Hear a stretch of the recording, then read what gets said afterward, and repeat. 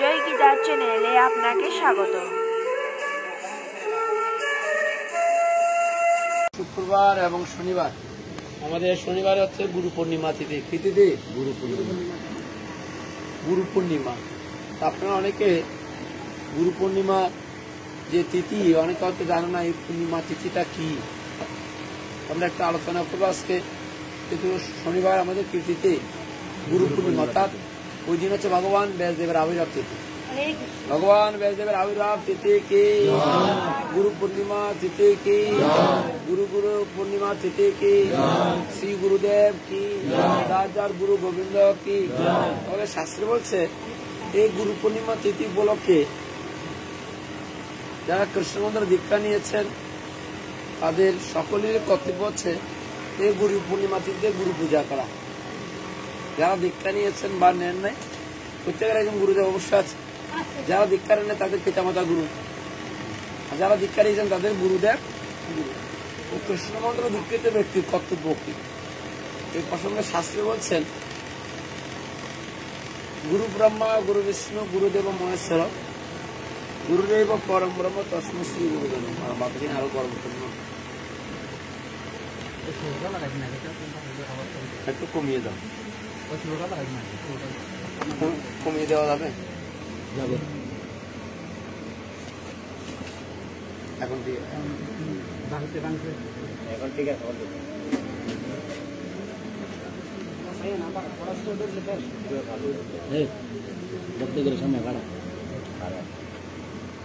বলছে এই গুরু পূর্ণিমা অর্থাৎ আজ থেকে 5,500 বছর পূর্বে ভগবান ব্যাসদেব জন্ম নিয়েছিলেন। কোথায়? উনি পরাশর মুনির গর্ভে। ব্যাসদেবের জন্ম কোথায়? পরাশর মুনির গর্ভে। পরাশর মুনি কে জানেন? বশিষ্ঠ মুনির পুত্র শক্তি, শক্তির পুত্র হচ্ছে পরাশর, আর পরাশরের পুত্র হচ্ছে কে? ভগবান। তাহলে উনি ওনার পিতাকে, দাদুকে বশিষ্ঠ মুনি, রামচন্দ্রের গুরু, এবং ওনার পুত্র শক্তি, শক্তির পুত্র পরাশর। তো ভগবান এই পরাশর মুনি যখন উনি তপস্যা করার জন্য একটা দ্বীপের আশ্রয় নিলেন, মানে দ্বীপে যাবেন, দ্বীপে গিয়ে উনি আশ্রয় ভজন করবেন। তো দ্বীপে যেতে হলে নৌকা দিয়ে দ্বীপে যেতে হয়। কি দিয়ে? নৌকা। তো নৌকা যিনি বাইতেন তিনি ছিলেন এক জেলে কন্যা। তো জেলে কন্যা নৌকাতে উঠে পরাশর মুনি তাকে বলছে যে আমাকে একটু ওই দ্বীপে দিয়ে আসো, আমি একটু ভজন করব। এখন পরাশর মুনি কথা শুনে ওই জেলে কন্যা, তার নাম কি ছিল? কি? হ্যাঁ, পরাশর মুনির ব্যাসদেবের মার নাম কি? সত্যবতী দেবী। ব্যাসদেবের মার নাম কি? সত্যবতী দেবী। এখন সত্যবতী দেবী কি গন্ধ ছিল? মাছের দুর্গন্ধ। কি গন্ধ? যেহেতু সে মাছ নিয়ে তাদের ব্যবসা ছিল, গায়ে থেকে মাছের দুর্গন্ধ বেরোত। এখন নৌকাতে যখন পরাশর মুনি উঠলেন তখন মাছের গন্ধে উনি নৌকাতে বসতে পারছেন না। তখন বলছে এত দুর্গন্ধ তোমার নৌকায়, তোমার গায়ে, আমি একজন মুনি, দুর্গন্ধে কেন বসা যায় না? তখন বলছে মুনিবর আমি কি করব, আমরা তো দিবর কন্যা, মাছ ধরি, মাছ বিক্রি করি, গন্ধ আমাদের বের হতেই পারে। তখন পরাশর মুনি ওনার হাতের কমণ্ডলের নৌকার যে গঙ্গা জল ছিল ওই জলকে মন্ত্রপুত করে সত্যবতী দেবীর গায়ে কি করলেন? নিক্ষেপ করলেন, এবং নিক্ষেপ করার সাথে সাথে ওই দুর্গন্ধ চলে গেল এবং গন্ধ পুষ্প, পদ্ম গন্ধের ফুলের মতন সুঘ্রাণ বেরোতে লাগলো। কার গায়ে? সত্যবতী দেবীর গায়ে ছিল মৎস্যগন্ধ। এই মেয়ের নাম কিন্তু মৎস্যগন্ধ, এবং পরবর্তীতে হয়ে গেল কি সত্যবত দেবী। অর্থাৎ পরাশর মুনির আশীর্বাদে ওনার সর্বঙ্গ থেকে দুর্গন্ধ চলে গেল সুগন্ধ। তখন ওই দেবী, ওই জেলে কন্যা ওনাকে নৌকা করে কি করেন? দ্বীপে দিয়ে আসতো। এবং দ্বীপে দিয়ে আসার পরে পরাশর মুনি তাকে মনে মনে কি বললেন যে আমি চাই তোমাকে পুত্র হিসাবে এই দ্বীপে গ্রহণ করতে। তখন সে সত্যবর্তী দেবী উনিও খুশি হয়ে গেলেন যে এমন একজন মুনি, পরাশর মুনি, যে পরাশর ব্রহ্মার পুত্র অপুত্র, উনি ব্রহ্মার অপুত্র, ওনাকে স্বামী রূপে গ্রহণ করা আমার জন্য কি হবে? দুর্লভ। তৎকালীন মুনি ঋষিদেরকে কন্যা দেওয়ার জন্য রাজারা কি থাকতেন? আগ্রহ প্রকাশ করতেন যে একজন মুনির কাছে, হ্যাঁ, একজন ঋষির কাছে আমার কন্যা দান করবে, এটা পরম সৌভাগ্যের বিষয়। তখন উনি সে কন্যা কি করলেন? গ্রহণ করলেন। ওই দ্বীপেই ভগবান ব্যাসদেবের কি হলো? জন্ম হল। উনি এখানে ভজন করলেন, ভজন করতে করতে অনেক বছর থাকলেন। থাকার পরে ওই মুনির গর্বে, ওই সত্যবতীর উরসে পরাশর মুনির গর্বে এই কার জন্ম হলো? ব্যাসদেবের। ব্যাসদেব। ব্যাসদেব কেন নাম দেওয়া হলো? যিনি ব্যাসদেব, দেব মানে দ্বীপ, দ্বীপের মধ্যে যার জন্ম তার নাম হচ্ছে ব্যাসদেব। তাহলে ব্যাসদেবের জন্ম কোথায়? দ্বীপে। ওনাকে ব্যাসদেব কেন বলা হচ্ছে? এটা দ্বীপের মাঝে উনি জন্ম নিয়েছেন বিধায় ওনাকে ব্যাসদেব বলা হয়। আর ব্যাস কেন বলা হয়? ব্যাস অর্থাৎ বেদ, ব্যাস থেকে বেদ থেকে ব্যাস, উনি বেদকে বিভক্ত করেছেন। আগে বেদ ছিল একটা, আগে বেদ ছিল কয়টা? উনি এসে বেদকে 4 ভাগে বিভক্ত করেন। অর্থাৎ বেদ, এত বড় বেদ কেউ কলিজীব পড়তে পারবে না। উনি কি করলেন? বেদকে 4 ভাগে বিভক্ত করলেন। বিভক্ত করে কলিজীবের মানুষের সহজের জন্য, প্রাণ জন্মাসার জন্য উনি কি করলেন? বেদকে 4 ভাগে বিভক্ত করলেন। এরপরে জন্ম হলো কার? ব্যাসদেবের। কোথায় জন্ম হলো? দ্বীপের মাঝে। যার করুণার নাম ওনার পিতৃদেব ওনাকে দিলেন কি? ব্যাসদেব, পরাশর মুনি একমাত্র পুত্র। এবং ব্যাসদেব কিন্তু ভগবানের 13তম শাক্তাবেশ অবতার। উনি কিসের অবতার? ভগবানের অবতার কিন্তু। এবং এই ব্যাসদেবকে দীক্ষা দেওয়া হয় কে? দেবশ্রী নারদ মুনি পাদ। ওনার দীক্ষা গুরু কে? নারদ মুনি। এবং নারদ মুনিকে দিয়ে দীক্ষা দেওয়ার পরে যেমন ব্রহ্মার পুত্র নারদ, নারদ মুনির শিষ্যকে ব্যাসদেব। এবং এই ব্যাসদেবকে উনি কি করলেন? ব্যাসদেব যখন জন্ম নিলেন, যখন উনি নারদ মুনি থেকে দীক্ষা নিলেন, নারদ মুনি ওনাকে বললেন যে তুমি যাও, আজ থেকে তুমি গ্রাঙ্গনে ফিরে গিয়ে তুমি এই কলিযুগের জন্য, এই দাপরের যুগের জন্য, এই শাশ্বত মানব জাতির জন্য এমন এমন গ্রন্থ লিপিবদ্ধ করো, এমন এমন শাস্ত্র প্রণয়ন করো, এমন এমন শ্লোকাদি নোট করো, যা পড়ে কলিযুগ উপকৃত হবে। আজকে আমরা যে ভাগবত পড়ছি, বেদ পড়ছি, পুরাণ পড়ছি, উপনিষদ পড়ছি, সব সংহিতা পড়ছি, আগম শাস্ত্র পড়ছি, নিগম শাস্ত্র পড়ছি, যত শাস্ত্র আমরা পাই সমস্ত শাস্ত্রগুলো রচয়িতাকে বেদ, পুরাণ, উপনিষদ, 4 বেদ, 4 শাস্ত্র, 14 বেদ, 4 বেদ, 14 শাস্ত্র, 18 পুরাণ, 18 উপপুরাণ, 14 শাস্ত্র এবং 160খানা উপনিষদের রচয়িতা কিন্তু ভগবান ব্যাসদেব। উনি এত গ্রন্থ লিখলেন, লিখে এত গ্রন্থ উপনিষদ লিখে ওনার মনে তৃপ্তি নাই। পুরাণ লিখেছেন, একটা পুরাণের শ্লোক 60,000, 70,000, 84,000 আছে। এবং ওনার রচিত এই শ্লোকের সংখ্যা হচ্ছে 100 কোটি। 100 কোটি শ্লোক মানুষের পক্ষে পড়া কখনো একজনের সম্ভব না, পারবেন না এত এত শ্লোক। আমরা গীতা একটা পড়তে গেলে 700, মাত্র 700 শ্লোক, 2.5-3 ঘন্টা চলে যায়। একটা মহাভারত পড়তে গেলে 2-3 মাস চলে যায়, মাত্র 18,000 শ্লোক। মহাভারতে 1 লক্ষ শ্লোক, ভাগবতে 18,000 শ্লোক। 18,000 শ্লোক পড়তে আপনাকে 1 মাস চলে যায়। এবার যদি 18 লক্ষ শ্লোক পড়তে কমাস লাগবে 1800 মাস। 18 কোটি শ্লোক পড়তে কমাস লাগবে আপনার জীবন শেষ। আর 100 কোটি ভরা আপনার পক্ষে সম্ভব নয়। তাই উনি এত শাস্ত্র, এত গ্রন্থ, এত শ্লোক লিখলেন, লিখে ওনার মনে কি নাই? তৃপ্তি নাই। আপনার যদি ডাল, সবজি, অন্ন, ব্যঞ্জন সবকিছু দেওয়া হলো, পায়েস দেওয়া নাই, তাহলে ভোজনটাই কি হয়? পরিপূর্ণ আসে না পায়েস না দিলে। ঠিক কিনা? 22 না দিলে পরিপূর্ণ হয় ভোজনটা? হয় না। ঠিক তেমনি অনেক শাস্ত্র, অনেক গ্রন্থ ভগবান ব্যাসদেব লিখেছেন, কিন্তু লেখার পরেও ওনার মনে আদৌ কোনো কি নেই, তৃপ্তি নেই, শান্তি নেই, আনন্দ নেই। কেন আনন্দ নেই? চারি বেদ সরদর্শন করিয়াছে যেই জন, সে যদি গৌর নাহি বজে, নিচে তার অধ্যায়ন লোচন বিহীন জন, অন্ধের দর্পণ কিবা কাজ করে। আপনি যদি ভগবানকে না জানেন, ভগবানকে যদি না বুঝেন, আপনার সকল দেবতার পূজার মন্ত্র যাই না, আপনার কোনো লাভ। আপনি অনেক পণ্ডিত হতে পারেন, জ্ঞানী হতে পারেন, ডাক্তার হতে পারেন, ইঞ্জিনিয়ার হতে পারেন, ব্যারিস্টার হতে পারেন, কিন্তু ভগবানকে জানেন না, তাহলে আপনার সব বৃথা। ব্রহ্মা আমাদেরকে সৃষ্টি করেছেন, এত বিজ্ঞান সৃষ্টি করেছেন, সমস্ত বিজ্ঞানের পরম সৃষ্টিকর্তা ব্রহ্মা। তিনি এত জ্ঞান আহরণ করে বলছে ব্রহ্ম জ্ঞানে কৃষ্ণ পাওয়া যায় না। তাহলে উনি ব্রহ্মা হইও বলছে আমি কৃষ্ণ পাইলাম না, আমাকে বৃন্দাবনে এবার একটু ধুনি করে দাও, আশ্রমে জন্ম দাও, ব্রজগোপীদের চরণে দাস করে দাও। আর ওই মূর্খের দলেরা বলে যে জ্ঞান, ডাক্তার, ইঞ্জিনিয়ার, জজ ব্যারিস্টারদেরকে আপনি নিন্দা করছেন।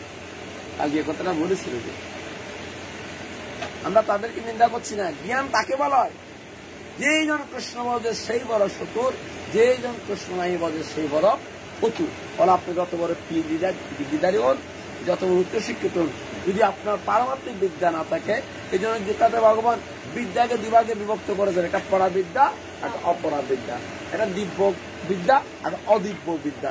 দিব্য বিদ্যা কোনটা? দিব্য জ্ঞান কাকে বলে? যেই জ্ঞান দিয়ে ভগবানকে জানা যায় সেটা হচ্ছে দিব্য জ্ঞান। আর যে জ্ঞান দিয়ে আপনি ভগবানকে, আপনার ফিলোসফার, ইঞ্জিনিয়ার, কম্পিউটার, আপনি কম্পিউটার আবিষ্কার করলেন, আপনি টেলিভিশন আবিষ্কার করলেন, আপনি ভিসিআর টেলিভিশন অনেক কিছু আবিষ্কার করলেন, কিন্তু ভগবানকে এখনো জানতে পারেন নাই, তাহলে কি লাভ হইল? হ্যাঁ, কি হবে?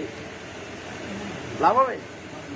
সব শিখলেন, সব বিদ্যা নিলেন, কিন্তু যদি আপনার যদি কৃষ্ণ বিদ্যা না থাকে, সকল বিদ্যা অসার।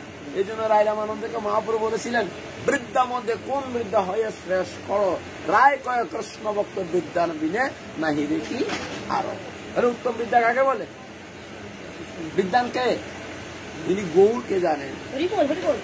সকল জানিয়া গৌর নাই জানে, যদি সেই জনারও মুখে কেবল ছাই। সকল বিদ্যা জানেন। আমাদের বিদ্যা সবাইকে বিভক্ত। বিদ্যা কয়ভাবে বিভক্ত? রাজবিদ্যা, দর্শন বিদ্যা, বৈদেশিক বিদ্যা, এভাবে 6 প্রকার বিদ্যা আছে। এই 6 প্রকার বিদ্যার মধ্যে শাস্ত্র উত্তর বিদ্যা কাকে বলে? যারা রাজনীতি নিয়ে পড়ালেখা করেছে একটা বিদ্যা, যারা পররাষ্ট্রনীতি নিয়ে লেখাপড়া করে একটা বিদ্যা, যারা মৌলিক শাস্ত্র নিয়ে পড়ালেখা করে একটা বিদ্যা। কিন্তু এই বিদ্যার মধ্যে উত্তম বিদ্যা কোনটা? উত্তম বিদ্যা হচ্ছে ভগবানকে ভজা, ভগবানকে জানা, ভগবানের আশ্রয় নেওয়া। এর মতো বড় বিদ্যা জগতার কোন বিদ্যা হয় না। তাই ভাগবত বলছে, বিদ্যা মধ্যে কোন বিদ্যা হয়ে শেষ কর, রায় কয়ে কৃষ্ণ ভক্তি বিদ্যা বিনে শ্রীরাও নাহি দেখি আরো। আগে ভাগবতকে দিলাম, এখানে দাও, তারপর বিদ্যা দিকে একটা বিদ্যা দিকে দিই।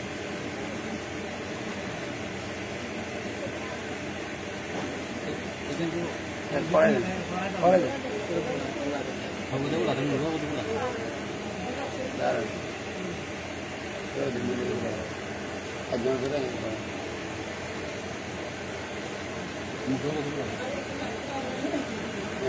काल कृष्णदास महाराज प्रमानंदे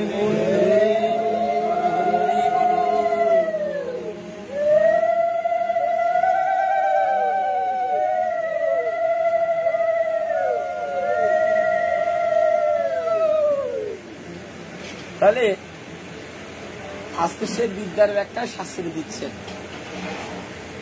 তৎকালীন বড় বড় বিদ্যান ছিলেন, কিন্তু ভগবানকে পান নাই। পেয়েছেন কোন মার্গ দিয়ে? কর্ম জ্ঞানে যোগ ধর্মে কৃষ্ণ নয় বস, কৃষ্ণ বস হতে একমাত্র প্রেম ভক্তি রস। আচ্ছা, পরিষ্কৃত মহারাজ কি বিদ্যান ছিলেন না? সাগর পৃথিবীর রাজা হইলে কেমন করে? দুর্যোধনকে বিদ্যান ছিলেন না? উনি রাজা হইলেন কিভাবে? শিশুপাল কি বিদ্যান ছিলেন না? উনি রাজা হইলেন কিভাবে? জরাসন্ধ কি বিদ্যান ছিলেন না? উনি রাজা হইলেন কিভাবে? মগধ রাজাকে বিদ্বান ছিলেন না, তিনি রাজা হলেন কিভাবে? হাজার হাজার, কিন্তু কেন একজন ভগবানকে, রাবণকে বিদ্বান ছিলেন না? আরে আপনার তো একটা কম্পিউটার ইঞ্জিনিয়ার, আর রাবণ তো সারা পৃথিবীর কম্পিউটার ইঞ্জিনিয়ার, হচ্ছে বড় ইঞ্জিনিয়ার। কত বড় ইঞ্জিনিয়ার? রাবণের কথা ব্যাখ্যা দিলে আমরা হতবাক হয়ে যাব।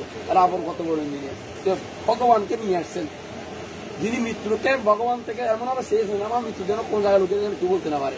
আপনি কি বিদ্যা, আপনাদের মৃত্যু কোথায় লোকেরা বলতে পারেন না। অত বড় বিদ্যা নয় ভগবানকে পাই নাই, এটাও জ্ঞানী ছিল।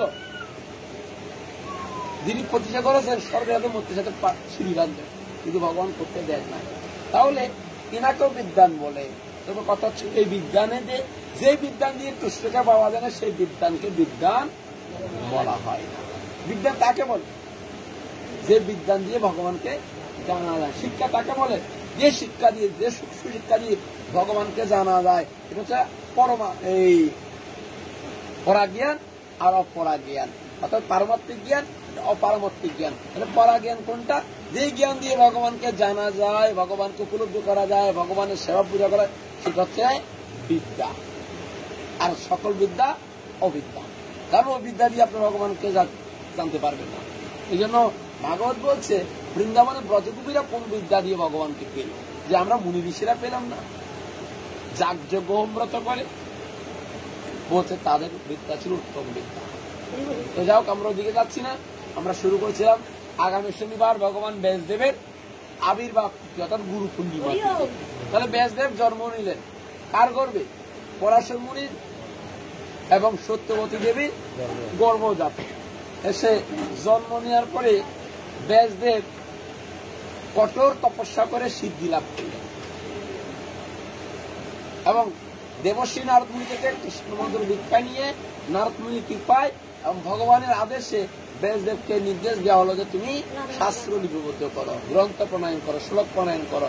তাই উনি 4 বেদ, 14 শাস্ত্র, 18 পুরাণ, 160টা উপনিষদ লেখার পরে যখন বিভিন্ন দেবদেবীর মন্ত্র উনি লিখলেন, দেবদেবীর পূজার ব্যাখ্যা দিলেন, যাগযজ্ঞ হোম ব্রতের ব্যাখ্যা দিলেন, সমাজ সংস্কারক ব্যাখ্যা দিলেন, এত কিছু লিখলেন, কিন্তু মনে থেকে তৃপ্তি নাই। মনে কি নাই? তখন একদিন গোদাবরীর তীরে ভগবান ব্যাসদেব গঙ্গা তীরে বসে আছেন। ঠিক উনি বসে থাকার পরে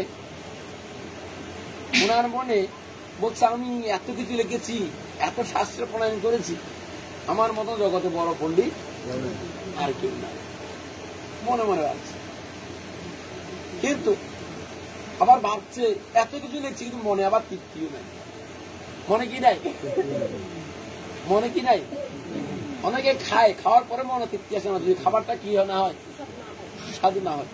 কিন্তু ফেরে কিনা খাচ্ছে, কিন্তু সুস্বাদু না হলে কি তৃপ্তি আসে? তৃপ্তি আসে। একটা মিষ্টি দিলাম, কিন্তু চিনি দিলাম না, সুস্বাদু লাগবে, তৃপ্তি লাগবে, তৃপ্তি লাগবে। হ্যাঁ, তৃপ্তি লাগবে। তাহলে তৃপ্তি লাগতে হলে কি দিতে হবে? অনেকগুলো তরকারি রান্না করলাম, কিন্তু লবণ দিলাম না, তৃপ্তি লাগবে? কারণ লবণ ছাড়া কোনো কিছুরই তৃপ্তি লাগে না। ঠিক তেমনি ব্যাসদেব এত পুরাণ শাস্ত্র লিখেছে, কিন্তু মনে কি নাই? তৃপ্তি নাই। এক গোদাবরীর তীরে বিমর্ষ মনে, নিরানন্দ মনে বসে আছেন, ভাবছেন কি লিখলে বা কি খেলে মনে তৃপ্তি আসে। তখন উনি বসে আছেন, ধ্যান করছেন ভগবানকে। তখন এক চড়ুই পাখি, মানে টুনটুনি পাখি, দেখছেন নি কত বড়? এতটুকু। চড়ুই পাখি কত বড়? এতটুকু। তো চড়ুই পাখি ওই গঙ্গার পাড়ে বসে ব্যাসদেবের সম্মুখে যাইয়া গঙ্গাতে ডুব দেয়, ডুব দিয়া তীরে এসে জল ধারা দেয়, আবার গঙ্গাতে গিয়ে ডুব দেয়, তীরে এসে গা ধারা দেয়। এইভাবে বারবার দিচ্ছে, আর বারবার তীরে এসে কি করছে? কেন ধারা দিচ্ছে? মানে গঙ্গার জল চড়ুই পাখি প্রতিজ্ঞা করেছে, সেই গঙ্গার জল যা আসছে সবগুলা কি করবে? সেকে ফেলবে। কি দিয়ে? ডুব দিয়ে, গা ধারা দিয়ে। ডুব দিলে গায়ে জল লাগে, ওই জলগুলো আবার তীরে এসে ধারা দিবে। এভাবে কি গঙ্গা জল কেউ সিঞ্চন করতে পারবে? গঙ্গা জল কি শেষ করা যাবে? হ্যাঁ, গঙ্গা জল কি শেষ হবে? কিন্তু হ্যালো রাজস্থান পাটে লাইভ তো দিই নাই, লাইভ দেবো? আচ্ছা দিচ্ছি লাইভ। রিয়া মাতা যে ফোন দিচ্ছে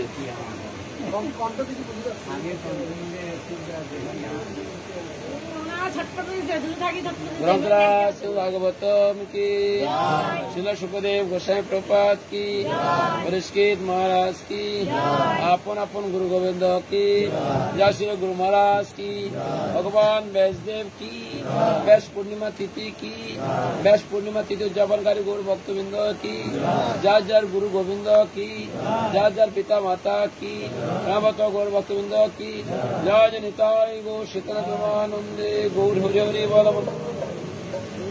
हरि हरि बोल, हरि हरि बोल, हरे कृष्ण कृष्ण कृष्ण हरे हरे राम राम राम हरे हरे। তাহলে ব্যাসদেব আজকে ব্যাস পূর্ণিমা তিথি উপলক্ষে অর্থাৎ আগামী পরশুদিন ব্যাস পূর্ণিমা হবে কি বারে? শনিবারে। আপনারা কি করবেন? যার যার গুরুদেবকে স্মরণে কিংবা মানসে কিংবা চিত্রপটে বসিয়ে সবাই যার যার গুরুদেব কি করাবেন? অভিষেক করাবেন। আসেনি গুরুদেব? আসেনি? আর গুরুদেব না থাকলে কি করবেন? মাতা পিতারে স্নান করাবেন।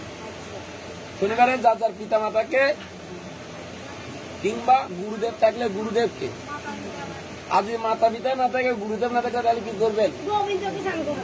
হ্যাঁ, তাহলে বড় ভাই গুরু। শাস্ত্র বলছে কি বড় ভাই গুরু। তাহলে আশা করি পিতা মাতা আছে, না থাকলে গুরুদেব আছে, আর গুরুদেব না থাকলে তাহলে বড় ভাই আছে। এরপরে যে বড় ভাই না থাকে কি করবেন? আসেনি? আশা করি আছে, আর ভিতরে দেওয়া দরকার। হ্যাঁ, এরপরে স্বামী তো গুরু আছে। এখন স্বামীর সেবা করতে গেলে মাতাজির আবার মাথা খারাপ হয়ে যাবে। রাঁধি খাওয়াই যে কত না আবার করবো স্বামী সেবা। হ্যাঁ, প্রণাম একবারই করে। কোন দিন? বিয়ের দিন। আর প্রণাম করে না। বিয়ের দিন নিরুপায় প্রণাম করে, ব্রাহ্মণে কয় বিদায়। হ্যাঁ, তারপরে ওই 10 জন দেখবে বিদে প্রণাম একটা করে। কিন্তু এর হওয়ার দিনে যদি স্বামীরা জীবনে প্রণাম করতে পারবো দেখি না। বেড়াতে গেলে স্বামীকে প্রণাম করে যেতে হয়, বেড়ানি থেকে আসলে স্বামীকে প্রণাম করতে হয়। নিত্য প্রত্যেকদিন সকালবেলা স্নান করার পরে গুরু গোবিন্দের পূজার সাথে স্বামীর পূজাও দিতে হয়। এটা কিন্তু শাস্ত্রের ব্যাখ্যা আছে। প্রতিব্রতা নারীরা তাদের স্বামীর সেবা করে, আগে কার সেবা করে? তারা কারণ প্রতি চরণেই কার ব্যস্ত? ইসলাম ধর্ম বলে কি স্বামীর চরণ তলেই নারীর ব্যস্ত বলে। ঠিক তেমনি আমাদের শাস্ত্র সে কথা বলছে, একদম প্রতিব্রতা নারীর স্বামীর সেবা ব্যতীত কখনো নিজের সেবাও করেন না। তো চাইলে আপনারা পতির সেবা করতে পারেন আগামীকাল। তো যাও, শাস্ত্র বলছে। তাহলে আজকে সেই ভগবান ব্যাসদেবের সেই আগামী পরশুদিন আবির্ভাব তিথি। তাহলে উনি এত কিছু লিখে এত শাস্ত্রের প্রণয়ন করে ওনার মনে কি নাই? শান্তি নাই, আত্মতৃপ্তি। তাহলে গোদাবরীর তীরে বসে চিন্তা করছেন কি করলে বা কি লিখলে বা কি খেলে আমার আত্মতৃপ্তি আসবে। তখন চিন্তা করতে করতে উনি ধ্যানমগ্ন হলেন, আর ভগবান সেখানে একটা চড়ুই পাখি পাঠিয়ে দিলেন। আগে পাঠালেন চড়ুই পাখি। আর চড়ুই পাখিকে দেখে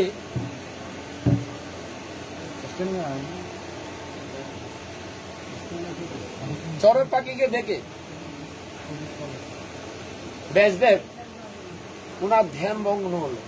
দেখছেন একটু চড়ুই পাখি বারবার গঙ্গাতে যায়, স্নান করে, আর স্নান করে গঙ্গার জলে সে তীরে ঝাঁকা দেয়। এভাবে দিতে দিতে দিতে দিতে কয়বার দিবে? গঙ্গার জল কি আর অল্প? একটুকু হাজার হাজার যদি দমকল যদি ফিট করা হয় তারপরে গঙ্গার জল শেষ হবে না, এত জল। কিন্তু চড়ুই পাখি প্রতিজ্ঞা করেছে। ব্যাসদেব যদি গ্রন্থ লিখে যদি বলতে পারে যে ইতি ষোলশকর নাম নাম কলির কলসন আসনম না তো পরতরায় সর্ববেদস্য দৃশ্যতে। ব্যাসদেব বলেছিলেন আমি কলি জীবের জন্য সমস্ত শাস্ত্র ইতি, মানুষ চিকিৎসা কি লেখে চিঠির শেষ পর্যন্ত আমরা কি লিখি? ইতি। উনি লিখছেন ইতি 1600 নাম যে আমি এত কিছু লিখে ভগবানের কথা এখানে ইতি জানলাম, মানে সমাপ্ত করলাম। তো চড়ুই পাখি বলছে ব্যাসদেব, তুমি যদি ভগবানের কথামৃতকে যদি সমাপ্ত করতে পারো, বলতে পারো ইতি, বলতে পারো শেষ, তাহলে আমি কেন এই ক্ষুদ্র জলাশয় এই গঙ্গাকে কেন সিঞ্চন করতে পারবো না? আমার ভগবানের কথা তো এরকম, অনন্তগুলি গঙ্গার চেয়ে বিশাল। ভগবানের কথা কিসের মতন? একটা গঙ্গা নয়, অনন্ত কোটি গঙ্গার চেয়েও ভগবানের কথামৃত। গঙ্গার জল যদি সিঞ্চন করা যায়, গঙ্গার জল যদি মাপা যায়, পৃথিবীর বালু যদি গণা যায়, পৃথিবীর বালু কেউ গুনতে পারবে? আকাশের তারা কেউ গুনতে পারবে? হ্যাঁ, নারীদের মন কেউ বুঝতে পারে? ঠিক তেমনি ভগবানের কথামৃতকে কখনো কি করা যায় না? ওয়েট করা যায় না, মাপা যায় না। অনন্ত অসীম প্রেমম তুমি বিচার দিনের সামনে। ভগবানের কথামৃত কি করা যায় না? বলতে পৃথিবীর বালু গণা যায়, আকাশের তারা গণা যায়, গঙ্গার জল সিঞ্চন করা যায়। তদুপরি ভগবানের কথামৃতকে অনন্তকাল অনন্ত কোটি বদন দিয়ে বর্ণনা করো, শেষ করা যাবে? কেউ বলে শেষ করতে পারবে যে আমি ভগবানের কথামৃত আজকে কেন বলতে চাই, আর কিছু নাই? আরে বাবা, বৃন্দাবনে গৌর লীলায় ভগবান যে একদিনে লীলা করেছে, ব্যাসদেব বলছে পরবর্তীতে আমি ভগবানের একদিনে লীলা যদি বর্ণনা করি, অনন্তকাল যদি বর্ণনা করি, তারপর আমি শেষ করতে। তাহলে ভগবানের গ্রন্থ বা ভগবানের লীলা বা ভগবানের বাণী কত গভীরে, কত বিশাল, যেটা কখনো মাপা যায় না। ভগবানের কথামৃত কখনো কি করা যায় না? ওয়েট করা যায় না। তাই ব্যাসদেবকে আজকে চড়ুই পাখি শিক্ষা দিলেন যে দেখো ব্যাসদেব, তুমি যদি ভগবানের কথামৃতকে বর্ণনা করে যদি ইতি টানতে পারো, বলতে পারো এখানে সমাপ্ত করেছি, আর কিছু নাই, তাহলে আমি কেন এই গঙ্গার জল, এই ছোট চড়ুই পাখি হয়ে এই ক্ষুদ্র ডানা দিয়ে কেন আমি ভগবানের কথামৃতকে শেষ করব? এই গঙ্গার জলকে আমি সিঞ্চন করতে পারবো না। কেড়ে যায়। তাহলে চড়ুই পাখি এই লীলা দেখে ব্যাসদেবের জ্ঞান ভঙ্গ হল। উনি দেখছেন চড়ুই পাখি বারবার ডুবছে, তীরে সে যারা দেয়। তখন উনি চড়ুইকে আহ্বান করলেন, চড়ুই কেন তুমি বারবার এসে গঙ্গায় ডুব দিচ্ছ, আবার তীরে এসে গা ঝাড়া দিচ্ছ? কে তুমি? তখন চড়ুই বলেছে যে আমি কিছুক্ষণ আগে শুনেছিলাম যে ব্যাসদেব নাকি ভগবানের কথামৃত লেখে সমাপ্ত করেছে। উনার এত বড় ক্ষমতা, এত বড় শক্তি, ভগবানের কথামৃত উনি শেষ করতে পারে, তাহলে আমি কেন ক্ষুদ্র গঙ্গাকে সিঞ্চন করতে পারবো না? আটলান্টিক মহাসাগর দেখেন নাই কখনো? আটলান্টিক মহাসাগর গভীরতা কত এখনো বিজ্ঞানীরা আবিষ্কার করতে পারে নাই। পৃথিবীর 4 ভাগ মধ্যে 3 ভাগ জল, 1 ভাগ আমরা যে এই মাটিতে আছি, এই মাটির অংশ পৃথিবীতে 75% হচ্ছে জল, আর মাত্র 25% কি স্থল। তাহলে জলের পরিমাণ 3 ভাগ বেশি, আর স্থল ভাগ 1 ভাগ। এ বলছে এই জলকে যদি 3 ভাগ জলকে যদি খিচে ফেলা যায়, তত আমি ভগবানের কথামৃতকে বর্ণনা করে শেষ করা। এই কথাটা চড়ুই ব্যাসদেবকে শিক্ষা দিল। ব্যাসদেব চড়ুই পাখি থেকে শিক্ষা নিলেন যে চড়ুই, তুমি আজকে আমাকে এমনই এক শিক্ষা দিলে, ক্ষুদ্র জীব থেকেও ব্যাসদেব শিক্ষা নেয়। বলেন তো এখন এখানে বড়কে আর পন্ডিত গুলা কালকে ব্যাখ্যা বলা দিতাম, তাহলে কারণ কোথাও দেখতো, জিব্বাটা কোথাও দেখতো, মুখটা কোথাও দেখতো, বলেন তো? শাস্ত্র তো অধ্যয়ন করে না এরা, পান্ডিতালি দিয়ে কৃষ্ণ ভজন করার চেষ্টা করে। ওই বড় বড় পন্ডিত তাদেরকে বলে কারা? তাকে রুদ্র। এরা পন্ডিত? এরা পন্ডিত না। পন্ডিত তাকে বলা হয় যে কৃষ্ণ ভজন করে। মানে পড়ুয়ান হতে পারেন, বিদ্যান হতে পারেন, আপনার অনেক বিদ্যা থাকতে পারে, 10-20 ডিগ্রি থাকতে পারে, কিন্তু সকল বিদ্যা কৃষ্ণভক্তি বিদ্যার কাছে।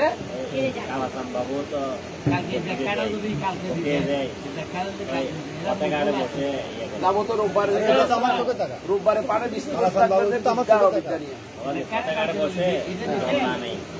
ওটা তো আমার চোখের টাকা।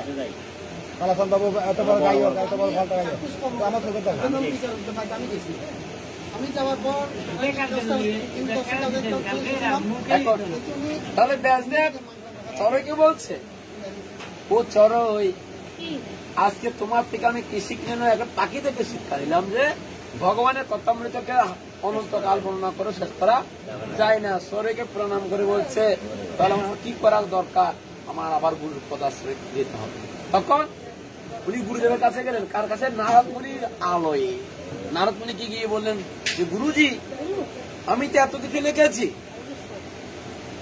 এত শাস্ত্র প্রণয়ন করেছি, এই বেদ গদিতে বসে নবীর সামনে ব্যাসদেব বেদ গদিতে বসে, যে গদি অধ্যাপীয় আছে, যে গদিতে বসে দেখেছেন, যে গদিতে বসে ব্যাসদেব এই শাস্ত্রগুলা লিখেছে এবং 60,000 মুনি ঋষি যেখানে বসে এই ভাগবত শ্রবণ করেছে, সেই গদি অধ্যাপীয় আছে, যেটা আজ থেকে 5,000 বছর পূর্বে গদি, এখনো অক্ষত অবস্থা আছে,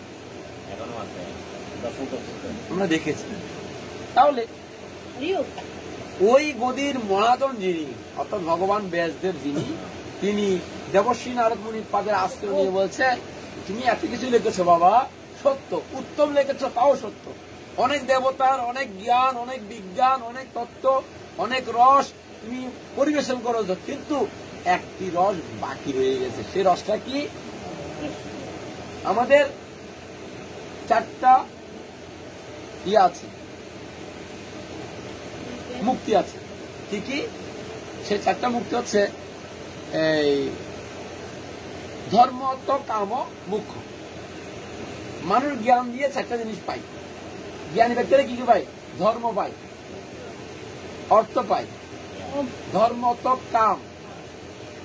ধর্ম লাভ করে, কাম লাভ করে, সিদ্ধি লাভ করে, মুক্তি লাভ করে। কারা? জ্ঞানী ব্যক্তি। আবার মন দিয়ে শুনুন, জ্ঞানী ব্যক্তিরা কি কি লাভ করে? ধর্ম লাভ করে, অর্থ লাভ করে, এবং তাদের অর্থ আছে, জ্ঞানও আছে, অর্থ আছে। ধর্ম, অর্থ, কাম ও মুখ্য। মুখ্য মানে কি? মুক্তি, অর্থাৎ স্বর্গ যাবেন। হ্যাঁ, আপনি স্বর্গ যেতে পারবেন, কিন্তু পঞ্চম পুরুষার্থ যে বিষয়টি, পঞ্চম পুরুষার্থ কি? বোধহয় চতুর্বর্গ মুক্তি লাভ করে। কয় মুক্তি? চতুর্বর্গ মুক্তি। জ্ঞানীরা কি কি লাভ করে? জ্ঞানীরা চতুর্বর্গ মুক্তি পায়, ধর্ম, অর্থ, কাম, মোক্ষ।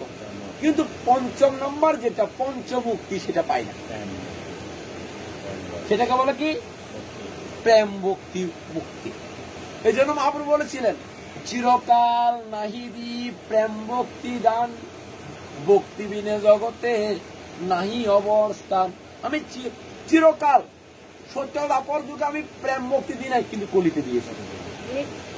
সত্য যুগে দাপর যুগে 4 মুক্তি রকমের মুক্তি দিয়েছি। কি কি? ধর্ম, অর্থ, কাম, মোক্ষ। কারণ ওই যুগে, সত্য দাপর যুগে কি ছিল না? প্রেম ছিল না, জ্ঞান ছিল, পাণ্ডিত্য ছিল, বিদ্যান ছিল। এই জন্য ওই 4 যুগের মানুষেরা কি লাভ করেছে? ধর্ম পেয়েছে, অর্থ পেয়েছে, কাম পেয়েছে, মুক্তি পেয়েছে। কিন্তু চতুর্বর্গ মুক্তি পেয়েছে, কিন্তু পঞ্চম মুক্তি যেটা কৃষ্ণকান্তা পাই নাই। কিন্তু এই কৃষ্ণপূর্ণ কলিযুগের ভগবান দিয়েছে, এই জন্য এই কলিযুগ ধন্য কলিযুগ।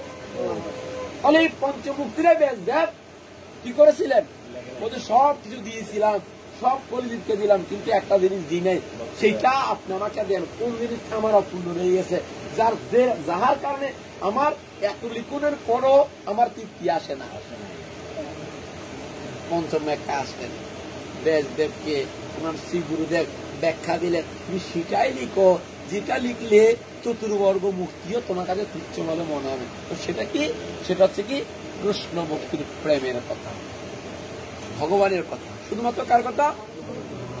তব কথা অমৃতম তপ্ত জীবন কাবিরাবিরতম কলমসম। একমাত্র কৃষ্ণ কথা লিপিবদ্ধ করা, যেই কথা লিখিলে চতুর্বর্গ মুক্তি তোমার চরণ তলে। শ্রীকৃষ্ণ চরণাম্বুজ বলছে কি, যারা কৃষ্ণ চরণ তলে আশ্রয় নেয়, শ্রীকৃষ্ণ চরণাম্বুজম ভূত সর্দিম ইবম সর্বগামী সারদ সোহা। যারা ভগবানের চরণ তলে আশ্রয় নেয়, ভগবত চরণকে যারা ভালোবাসে, সিদ্ধি মুক্তি ভক্তি, ভক্তি সিদ্ধি মুক্তি, মুক্তি ভক্তি, সিদ্ধ পর তলস্থিতা। সবকিছু কোথায় থাকে? পরের মধ্যে। পর মানে কি? হাত। হাতের মধ্যে কি থাকে? অবস্থান করে। যদি আপনার কৃষ্ণ ভক্তি ভগবানকে প্রদর্শন করতে পারেন। তাই ব্যাসদেব নারদ মুনির কৃপা লব্ধ হইয়া উনি চিন্তা করলেন, তাহলে আমি যা লিখেছি সবগুলো বাদ, এত কিছু লিখেছে, এগুলা কি? এগুলো বহিরঙ্গ ভক্তের জন্য। এগুলা কার জন্য? এটা কার জন্য? যেমন নামটা কার জন্য? এটা আমার কথা না, চৈতন্য বলছে বহিরঙ্গ ভক্ত নিয়ে করে প্রভু নাম সংকীর্তন, অন্তরঙ্গ ভক্ত নিয়ে করে প্রভু রস আস্বাদন। রস আস্বাদন করতে হলে আপনাকে অন্তরঙ্গ ভক্তের জায়গায় আসতে হবে, প্রেম নিয়ে আসতে হবে। নামটা প্রেমিক ভক্তের জন্য নয়, নামটা যে বহিরঙ্গ ভক্তের জন্য। আর ভাগবতীয় কথোপকথন, ভাগবতীয় রসালাপ যে ভজন পন্থা, সেটা কার জন্য? অন্তরঙ্গ, যারা মরমী ভক্ত।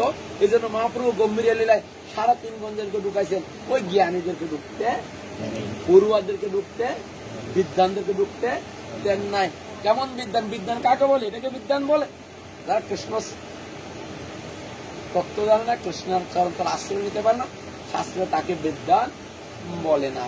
তাহলে আজকে চরণ থেকে শিক্ষা নিলেন ব্যাসদেব এবং গুরুদেবের পাদে পদে আশ্রয় গ্রহণ করিয়া ওনাকে বললেন, তুমি এই পর্যন্ত যে 100 কোটি শ্লোক রেখেছ, কয় কোটি? তুমি এই পর্যন্ত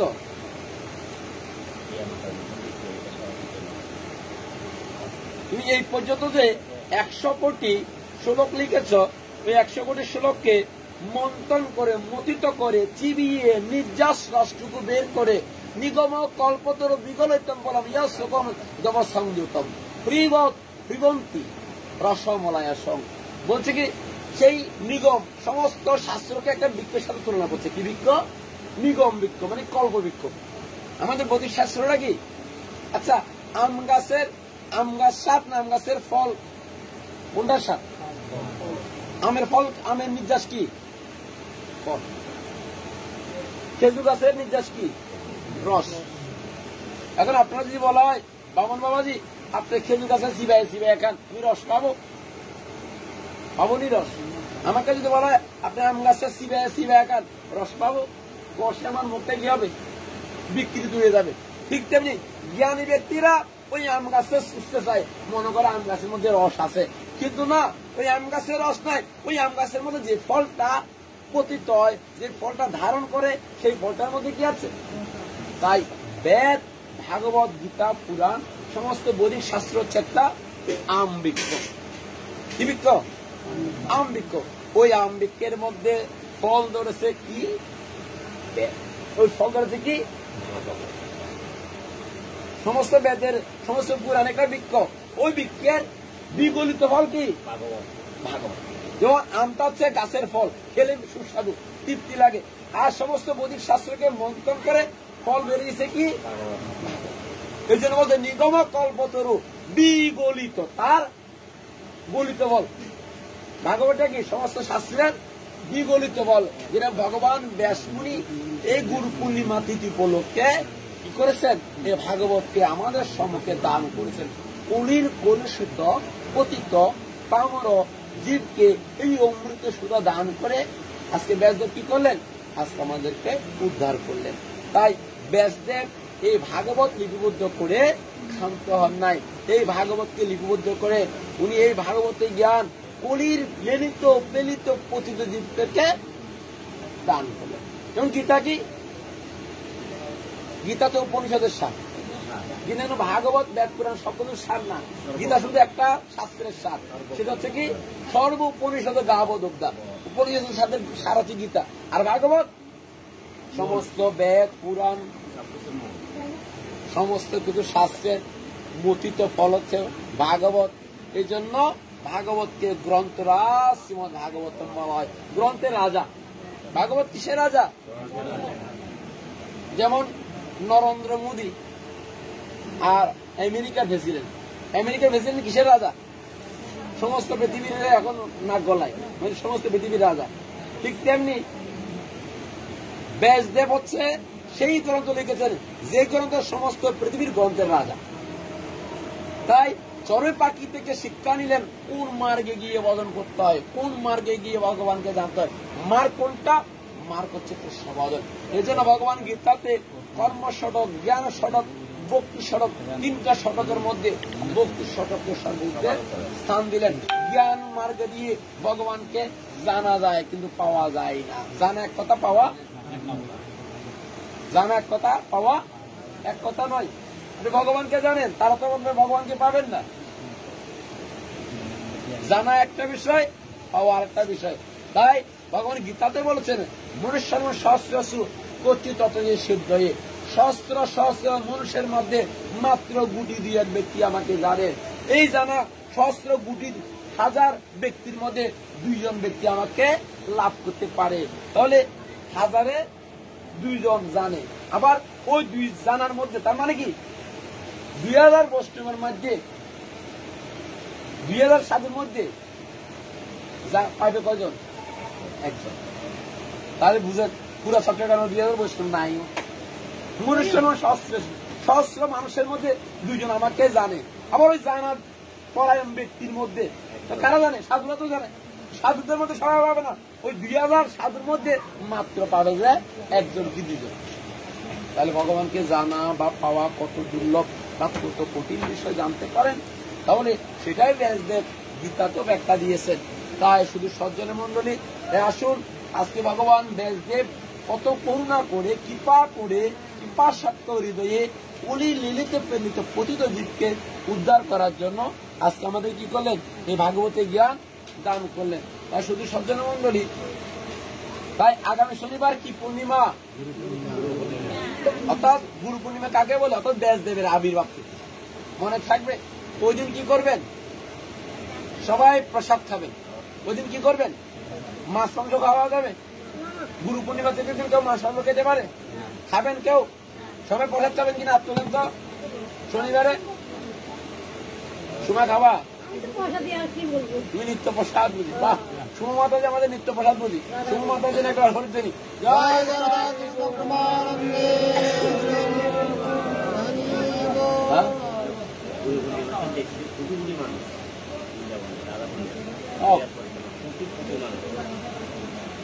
তাহলে ওই দিন সবাই কি করবেন? আগের দিন মানে আগামীকাল শুক্রবার, আগামীকাল সংযম রাখতে হবে। আগামীকাল কি করতে হবে? মানে আগামীকাল মাছ খাওয়া যাবে না, আগামীকাল খাওয়া যাবে না। যেহেতু গুরু পূর্ণিমার আয়োজন করতে হলে আপনাকে আগের দিন কি করতে হবে? যেমন একাদশী দেখতে হলে আগের দিন কি করতে হয়? সংযম দেখতে হয়। বাবার শ্রাদ্ধ করতে হলে আগের দিন সংযম দেখতে হয়। মাঙ্গলিক কাজ করতে হলে আগের দিন সংযম দেখতে হয়। বিয়ে করতে হইলো আগের দিন থাকেননি আপনারা। না থাকলে বিয়েতে স্বামী স্ত্রী ভর্তুন কি হবো? গুরুকে তো যুদ্ধ হইব, যুদ্ধ। সংযম না থাকলে কি হবো? না মানলে কি হবো? তখন যুদ্ধ হয়। তাই সংযম থাকতে হয়। তাহলে গুরু পূর্ণিমা থাকতে হলে আগামীকাল কি করতে হবে? সবাই নিরামিষ খাবেন। কি খাবেন? হ্যাঁ,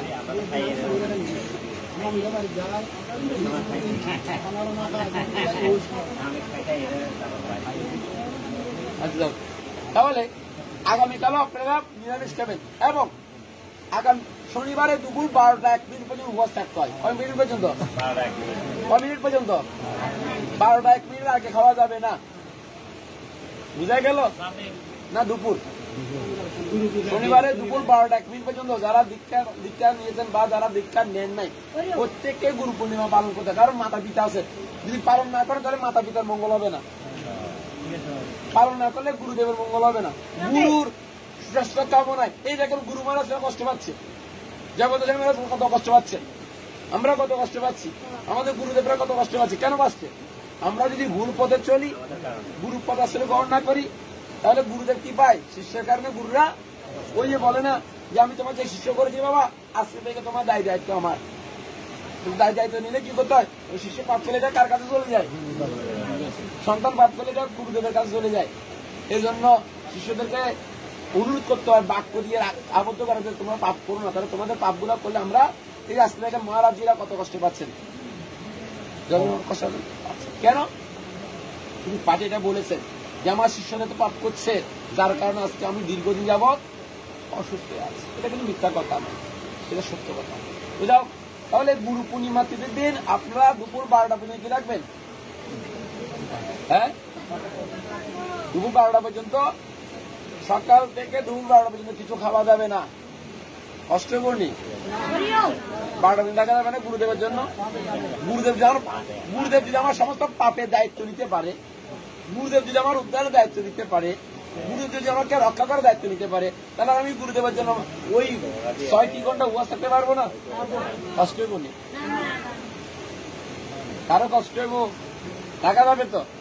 আচ্ছা ঠিক আছে। এরপর আসেন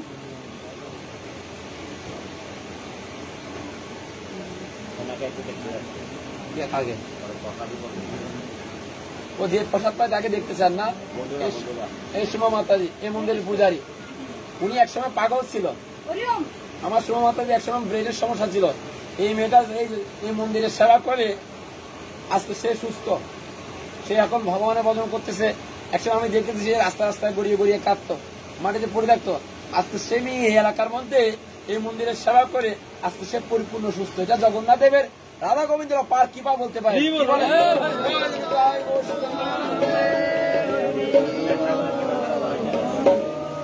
আসলে আমি নিজে দেখেছি, আমি যখন এখানে থাকতাম পাঞ্জাবি লাইনে আগে, তখন দেখতাম এই মেন্টালি সমস্যা ছিল তার, অনেক কষ্ট করতে দেখেছি মেয়েটাকে, খুব খারাপ লাগতো। কিন্তু আস্তে আস্তে এই মন্দিরের সেবার সাথে যুক্ত হওয়ার কারণে ভগবান তাকে কি করে দিলেন। দেখেন ভগবানের সেবাতে কি হয়, মানুষ সুস্থ হয়ে যায়, মানুষ কি হয়, ভালো হয়ে যায়। এই জন্য আমাদের শাস্ত্রে বলছেন, আমরা যদি ভগবানের নিত্য সেবক হই বা সেবা করি বা পূজার সাথে যুক্ত হই, তাহলে অসুস্থ মানুষ কি হয়, সুস্থ হয়। অর্থাৎ যারা বৃদ্ধান মরা গেন টাকা পয়সা আছে, কিন্তু তারা কিন্তু এক ধরনের অসুস্থ, যদি সে ভগবানের ভজন না করে। বুঝা গেল? তাহলে আজকে ব্যাসদেবের অপার করুণায় কি পায় আজকে আমরা ভাগবতটা পেলাম। তাহলে ব্যাস পূর্ণিমা তিথি উপলক্ষে আগামী শনিবার দুপুর 12টা পর্যন্ত সবাই বসে থাকবেন। এরপরে কি করবেন? এই 12টার মধ্যে কি করবেন? এই 12টার মধ্যে সকালবেলা স্নান করে মালা তিলক ধারণ করে, কি করে মালা তিলক ধারণ করে যার যার বাড়িতে একটা থালার মধ্যে ত্রিভুজ অঙ্কন করে বা ত্রিকোণ অঙ্কন করে 3 কোণা 3টা পুষ্প দিবেন। মাঝখানে গুরুদেবকে বসাবেন মনে মনে। আজ গুরুদেবের চিত্ত করে বিগ্রহ থাকবে তাহলে তো কথা নেই, বসাবেন। এবার বিগ্রহ না থাকলে মনে মনে বসাবেন। বসিয়ে সেখানে গুরুদেবকে কি করবেন, আহ্বান করবেন, হে গুরুদেব আপনি কৃপা করে আসুন, আমার এই থালাতে বসুন। বসাবেন। বসানোর পরে কি করবেন, এবার চরণে একটা পুষ্প দিবেন। মন্ত্র বলতে হয়, ইদম পাদ্যম ইদম আসন মন গুরুদেবায় সোয়া। আসনে বসালেন, একটা পুষ্প দিই। এরপরে ইদম ঐর্গম, ঐর্গম কে দিতে হয়, ঐর্গ দান দুর্বা পুষ্প দিয়ে দিতে হয়। ইদম ঐর্গম মন গুরুদেবায় সোয়া, ওর গুরুদেবের মস্তকে ঐর্গ দিলেন। এবার শঙ্কের জল নেবেন। আবার তুলসী জল দেওয়া যাবে না, গুরুদেবকে তুলসী জলে স্নান করানো যাবে না। পুষ্প জল দিয়ে স্নান করাতে হয়, গঙ্গা জল দিয়ে স্নান করাতে হয়। যদি দুধ মধু দিয়ে স্নান করাতে পারবেন, বুঝা গেল? গঙ্গার জল দিয়ে স্নান করাতে পারবেন, 5 পুকুরে জল দিয়ে স্নান করাতে পারবেন, কিন্তু তুলসী দেওয়া যাবে না। তুলসী মাত্র শুধুমাত্র তুলসী দিয়ে স্নান করানো যায়। বুঝা গেল? এরপরে ইদম পাদ্যম, এবার স্বর্ণ জল দিবেন। এবার দুধ মধু একত্রিত করে ইয়াস মধু পর্কম ওই গুরুদেবের সোয়া, গুরুদেবকে স্নান করাবেন।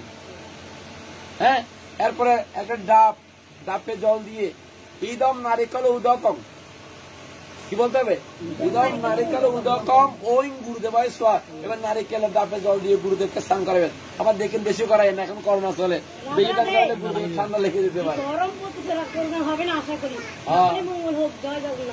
তাহলে স্নান করাবেন। স্নান করানোর পরে কি করবেন, এবার একটা রুমাল দিয়ে গুরুদেবকে মনে মনে মোছাই দিবেন। ইদম অঙ্গমার্জনীয় বস্ত্রম গুরুদেবায় সোয়া, মোছাই দিলেন। এরপরে ভগবানকে তিলক দিয়ে ও তিলকের প্রসাদী তিলক গুরুদেবের দাদুর সঙ্গে তিলক করাই দিবেন। এরপরে ভগবানকে আরতি দিয়ে ওই আরতির প্রসাদ দিয়ে গুরুদেবের মুখমণ্ডলে আরতি ঘুরাবেন। বুঝা গেল? এরপরে ভগবানকে ধূপ চন্দন তিলক দিয়ে অভিষিক্ত করাই ওই প্রসাদী চন্দন ধূপ তিলক এবার গুরুদেবকে নিবেদন করবেন, তবে চরণ নয়, শুধু মুখমণ্ডলে। এরপরে ভগবানের জন্য শনিবারে সবাই যার যার ঘরে উত্তম উত্তম দ্রব্য রান্না করবেন। আর যাদের ঘরে ভালো রান্না করবেন আমার একটা নিমন্ত্রণ দিতে পারেন, আমি যাবো। কোথায়, কই নিমন্ত্রণ নিচ্ছি? নবদ্বীপ থেকে আপনাকে নিমন্ত্রণ করা হয়েছে। ওখানে যা ওদেরকে উদ্ধার করেন এরকম বলছে না। তাহলে এরপরে শনিবারে সব ভালো করে রান্না করবেন যার যার গুরুদেবের জন্য, ঠিক আছে? অনেকে বলে যে শিষ্যরা প্রসাদ বুঝি না হলে গুরুদেবকে সেবা দিতে পারে না। তো গুরুদেবের সেবা শিষ্যরা করবে না, করবে ডাকে, করবে ডাকে বলেন আপনার মা বাবার সেবা কি আপনি করবেন, আমি করবো? এখন এক্ষেত্রে একটা বিষয় আছে, গুরুদেব তো আপনার প্রসাদ বুঝি না হলে খাবে না, ঠিক কিনা? খাবে না। তো ওই ক্ষেত্রে বিষয়টাই কি করবেন? এই জন্য বলেছিলাম আগের দিন কি করতে হবে, আগের দিন কি করতে হবে, মানে আগের দিন সংযম থাকলে আপনার দেহটা কি হবে, পরের দিন কি হবে, পবিত্র হবে। তাহলে পরের দিন পবিত্র হলে আপনার গুরুদেবের সেবা করার আপনার অধিকার আসবে। বুঝা গেল নি? আগের দিন সংযম থাকবেন, পরের দিন আপনি রন্ধন করে থাকে। কিন্তু এখানে একটা বিষয় আছে, সেবার আনুকূল্যে নাহলে আপনি বাবার কাজ করতে পারবেন না। 11 দিনের দিন যদি আপনার মুসলিম দিন নাহলে কাজ করবেন কিভাবে? এই জন্য 11 দিনের দিন অধিকার এসে যায়। বা আমাদের অভিভক্তিদের একটা টিকা আছে, মুসলিম ব্রাহ্মণ বৈষ্ণব যদি মুষ্যবোধন করে তাহলে সে ব্যক্তি 3 দিন উপবাস থেকে 3 দিন হবিষ্যন্ন খেয়ে তাকে পরের দিন কাজ করার অধিকার তার এসে যায়। এটা তুমি ব্যাখ্যা আছে, পুরাণে আছে, আমাদের হরিভক্তি বিলাস আছে। তো বিষয় হচ্ছে এটা। তাই আপনারা আগামী দিন কি আজকে তো পড়া যাবেনি, আজকে কি আজকে তো পড়া চলছে, তাহলে আগামীকালও চলবে, তাহলে 3 দিন হয়ে গেল। বাবা দিতায় গো সেটা তোমার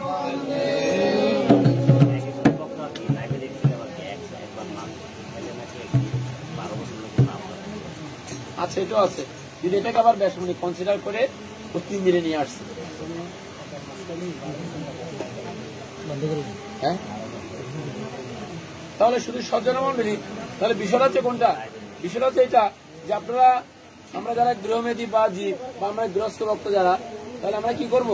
আমরা নিত্য এই সে কাজটা করব যে কাজটা আমাদের করা একান্ত দরকার। সেটা হচ্ছে কি, তাহলে আজকে প্রসাদ চলবে, আগামীকালও চলবে। শনিবারে সবাই যার যার বাড়িতে গুরুদেবকে অভিষেক করাবেন আর ভগবানের জন্য উত্তম উত্তম দ্রব্য, চা, অন্ন, ডাল, সবজি, পায়েস, মাখন মার্কা রান্না করে তারপরে এই গুরুদেব ভগবানকে মুখ দিয়ে তারপরে সেটা কাকে দিবেন? যার যার গুরুদেবকে নিবেদন করবেন। বুঝা গেল? কাকে নিবেদন করবেন? ও এখানে একটা বিষয়, ভগবানকে নিবেদন করার পরে এটা কাকে দিতে হবে? আগে ব্যাসদেবকে দিতে হবে, যেহেতু এটা ব্যাস পূর্ণিমা। এটা কার কি পূর্ণিমা? যেহেতু ওই দিন ব্যাসদেবের আবির্ভাব, আর ব্যাসদেব হচ্ছে সকল গুরুদের আদিগুরু। ব্যাসদেব হচ্ছেন কি? সকল গুরুদের প্রধান গুরু। যদি বলা হয় আপনাকে আমাদের আদিগুরুকে, ভগবান ব্যাসদেব কি, ভগবান ব্যাসদেব কি। না, কারণ ব্যাসদেব হচ্ছে নারদ মুনির গুরুদেব আছে ব্রহ্মা, কিন্তু এখানে ব্যাসদেবের কীর্তি এত বেশি ছিল যে নারদ মুনির কাছেও ব্যাসদেবের কীর্তি নৌন হয়ে যায়। যেহেতু উনি শাস্ত্রগুলা লিপিবদ্ধ করেন, ব্যাসদেব নারদ মুনি এগুলো করেন নাই। ব্যাসদেব তো সমস্ত শাস্ত্র লিপিবদ্ধ করেন, এটা নারদ মুনি করেন নাই। যেমন প্রভুপাদের গুরুদেব আর প্রভুপাদ কার মধ্যে তা বেশি বলেন তো? প্রভুপাদের গুরুদেব না প্রভুপাদের? নিশ্চয় সবাই জয় জয় জয় প্রভুপাদ, জয় প্রভুপাদ কেন বলছে?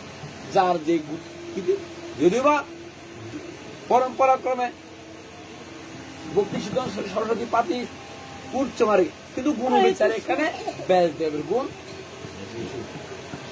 এখন রাম ঠাকুরের গুরু যিনি, তেনার নাম কেউ জানেনি। রাম ঠাকুরের জানতো হিল গুপ্ত জানে না। এখন তো রাম ঠাকুরের গুরুদেবের নাম তো নিশান হয়। এখন আপনি কার কথা বলেন? রাম ঠাকুর গুরুদেবের কথা বলেন, রাম ঠাকুর কথা বলেন। বিষয়টা হচ্ছে এটাই, জেনার মধ্যে দিয়ে ভজনের মহিমা প্রকাশিত হয়, তেনার গুণটা অটোমেটিকলি প্রস্ফুটিত হয়ে যায়, তিনি যে হোক।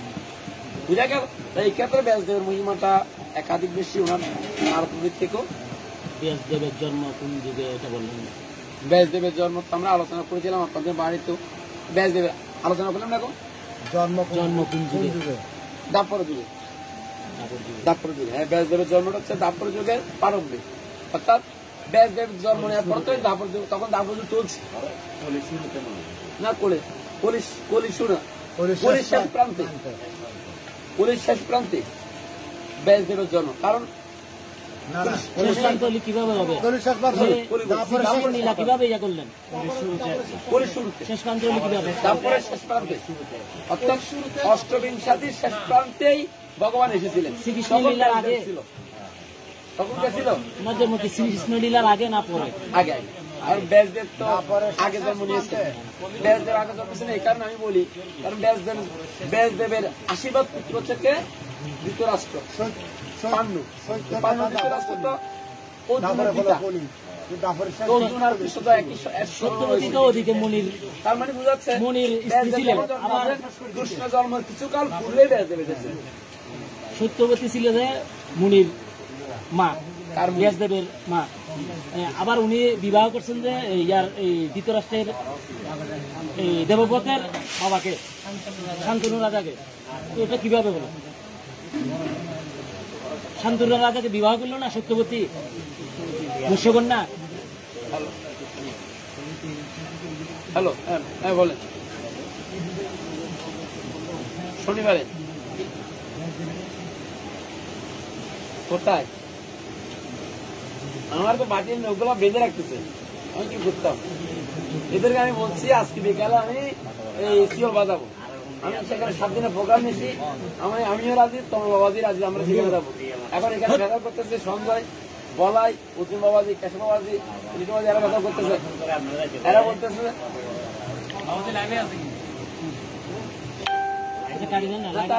আপনি তাহলে একটা কাজ করেন, গুরু পূর্ণিমার দিন আপনারা চলে আসেন এখানে।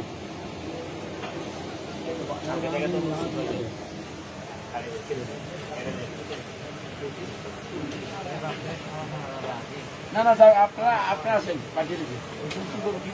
না না কেন আমি কি বলি, কাল কেটে কেটে পটল আজকে চলছে 72-তে, এখন 72-তে। শিকল বাজাতে পারবে না, আসেন, এখন সময় আসছে তো। ওখানে করোনা রোগী বেশি।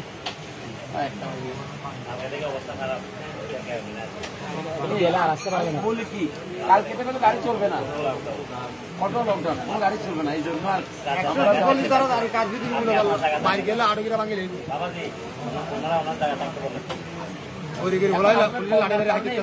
অনুষ্ঠানটা এত আনন্দ হয়েছে, মানে আমি নিজেও কি আনন্দিত, বুঝছেন? আপনাদের সঙ্গ পাই নাই, কাছে পাই নাই, একমাত্র করোনার কারণে। করোনা কমে যাক, ভগবানের প্রার্থনা করি যেন আবার আমরা একসাথে ভাটিয়ালির ভক্তদেরকে নিয়ে আমরা সিওল বাজাবো। 7 দিনের জায়গায় 14 দিন থাকবো। আর সিওল বার ভক্তদেরকে আমরা ভাটিয়ালিতে নেই 14 দুগুণ 28 দিন। জয় নিতাই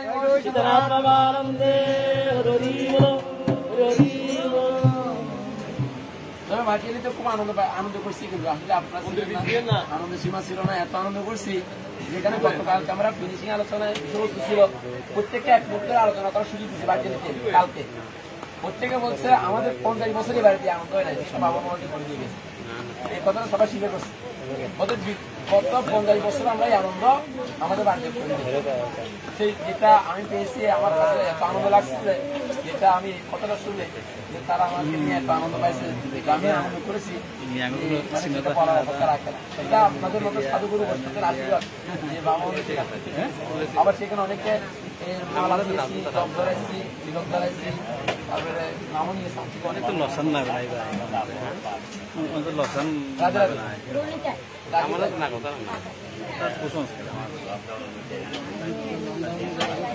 আসলে এটা পাগল হয়ে গেছে আমাদেরকে নিয়ে আসবে।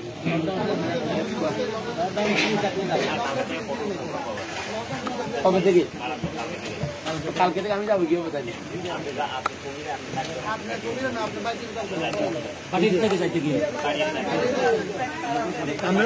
আমরা কুমিরে বসাতে পাইলে বসে না,